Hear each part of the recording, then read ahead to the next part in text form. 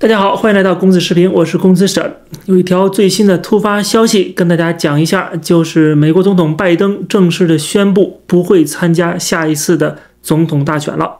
也就是说，他将退出这次跟川普的竞选，而且他在这个隐含的意思就是来扶持他的副总统哈里斯中文叫贺锦丽，去跟川普竞选。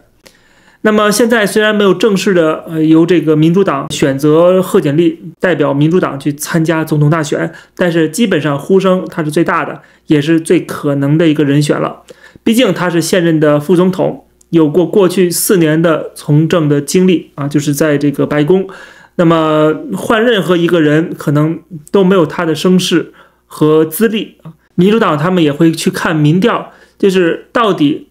谁作为这个候选人去跟川普竞选最有机会。那目前来讲还是贺锦丽。目前我们所看到的这些大量的民调数据显示，那么拜登和贺锦丽的获得的票数会比较相似就是说他是在民主党当中最接近拜登的，所以换另外任何人都可能会有很大的变数，民主党不会冒这个大的风险。那么当然，贺锦丽这个如果得到了拜登的全力支持，基本上可以说投拜登的人还是会投贺锦丽的就算这个票数会少一点，但是基本上相差不多。但是从另外一个层面来讲呢，看到经济学人的一个就是民调显示呢，如果是贺锦丽去对抗川普可能会比拜登对抗川普再差一点。那这里边为什么呢？看到贺锦丽跟川普去竞选，可能大家会投票给川普，或者说贺锦丽没有资历去担任这个国家的最高领袖。其实从历史上也可以看得出，就是美国的历史上，作为一个现任的副总统去竞选总统，并没有优势，就是为什么呢？其实过去你担任副总统，不仅没有给你加分，反而可能拖累了你后续去竞选担任总统。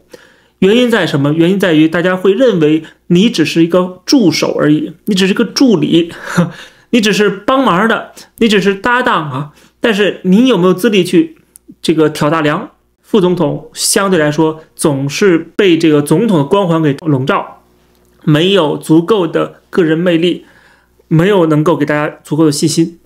其实你看这个历史上，我们能够想得出来的，除了国父曾经这个美国建国的时候，基本上就是过去这几十年出了几个副总统当选总统的我说当选不是说总统身亡然后他接任的，而是投票选举出来这个副总统担任总统的只有3个人，一个是现在的拜登，过去做奥巴马的助手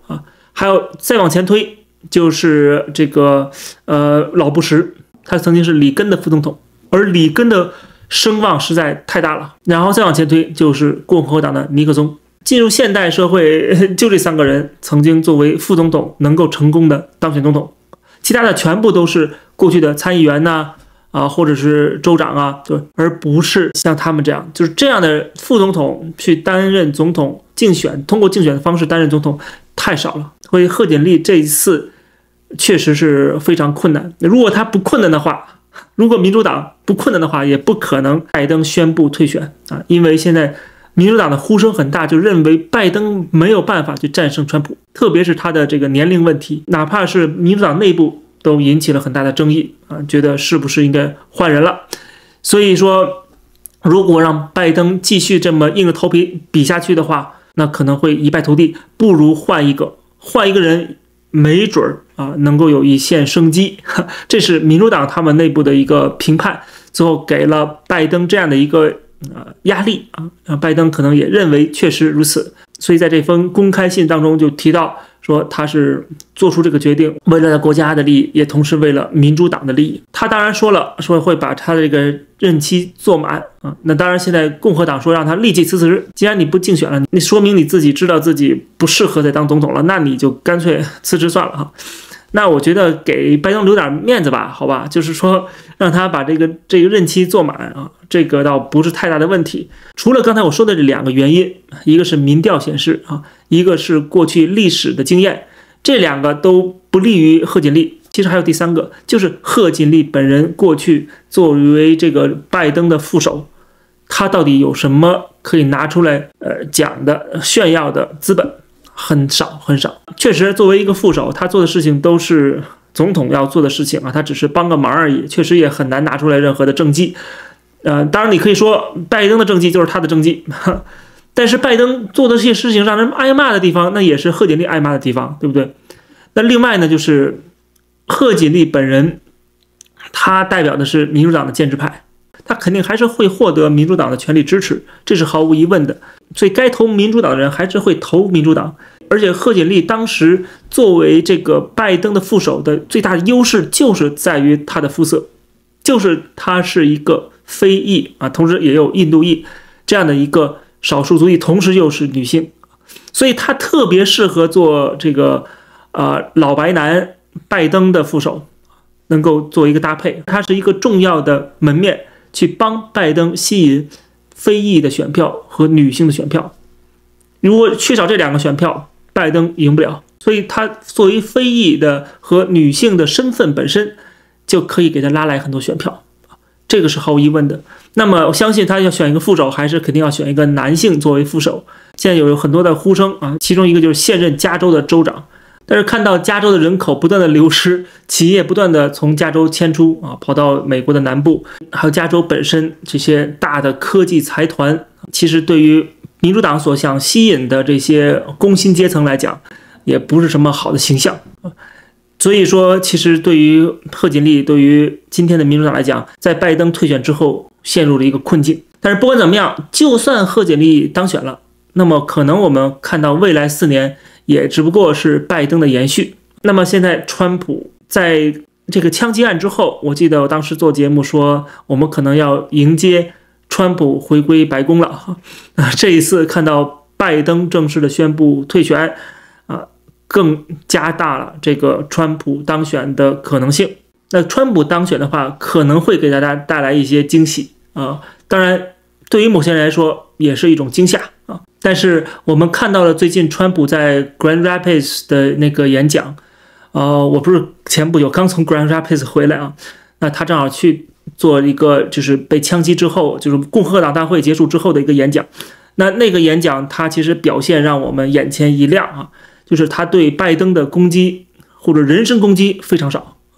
然后呢表现出一个比较稳健的姿态啊，不再是他第一次2016年竞选的时候那样的一个张牙舞爪了啊。枪击之后他似乎特别的沉稳，然后他甚至把自己和极右势力去切割。演讲中他说到，左派有极左，右派也有极右。对于极右那些说法我不知道，我也不想知道啊。他就意思是很明确，他要跟极右去切割了，然后又没有对拜登的人身攻击了。你可以看到，就是川普在这一次竞选当中，特别是在枪击案之后，他在共和大会上的演讲和在 Grand Rapids 的这个集会，